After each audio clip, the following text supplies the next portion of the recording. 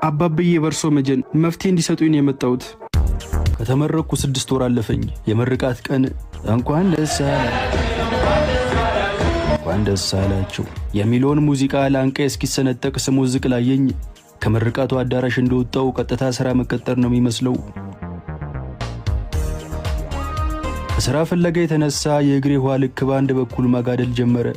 የማረጋቸው ካልሲዎች እንዳለ ተረከዛቸው ላይ ተበልተው አለቁ። ያኔ ነበር ስንመረቅ ለምን ጥቁር ጋውን እንዳለበሱን የገባኝ።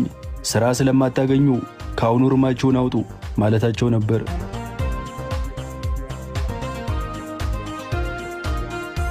የሆነ ቀን እንደለመድኩት ስራ ፍለጋ አንድ ቢሮ ሄጄ ቁጭ ብያለሁ። ሰውየው ከገባው ጀምሮ እኔ ማውራት ትቶ ተሽከርካሪ ወንበሩ ላይ ሆኖ በኃይል እየሳቀ ስልክ ያወራል። ስራ ፍለጋ ከመኳተን የተነሳ ሰውነቴ በመክሳቱ ምናልባት አላየኝ ይሆን እንዴ ስል ጠረጠርኩ። ድንገት በሩ ተከፈተና የሆነ ቲቪ ቻናል ላይ ፕሮግራም ከምታቀርበዋ ልጅ የማይተናነስ ዳሌ ያላት ልጅ ወደ ውስጥ ገባች። ሰውየው ቆይ አንዴ እደውላለሁ ብሎ ስልኩን ዘጋውና ከተቀመጠበት ተነስቶ እንኳን ደህና መጣሽ ብሎ ሞቅ ያለ አቀባበል አደረገላት።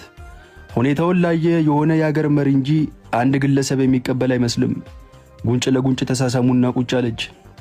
ሰውየው ፈገግ ብሎ በቃ ለፎርማሊቲ ያህል ዝም ብለሽ ሲቪሽን አስገቢና ስራውን መጀመር ትችያለሽ አላት ሙልቅቅ ባለ ድምፅ።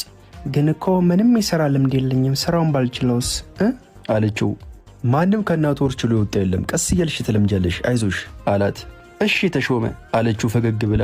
አንቺ ደግሞ ስንት ጊዜ ነው በሙሉ ስም አትጥሪም ብዬ ምነግርሽ ብሎ ተቆጣ። ወይ ተሽዬ ለምዶብኝ እኮ ነው ይቅርታ አለችው። ብዙ ነገር አወሩና መጨረሻ ላይ ተነስታ ጨብጣው ስትሄድ መቀመጫዋን እያየ እንዴት ያለ ቆንጆ ሲቪ ነው ባክሽ አላት። ቴንኪዩ ብላ የተገላበጠች ከቢሮ ወጣች።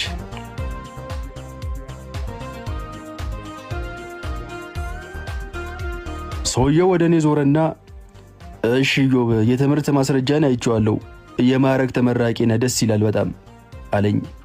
እንደዚህ ካለኝማ ሊቀጥረኝ ነው በቃ።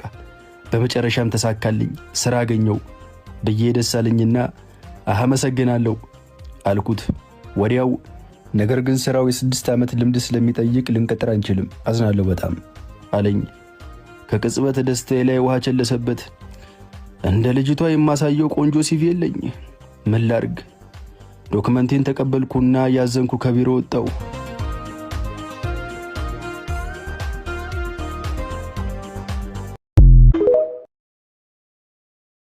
አባብዬ በርሶ መጀን መፍትሄ እንዲሰጡኝ የመጣሁት።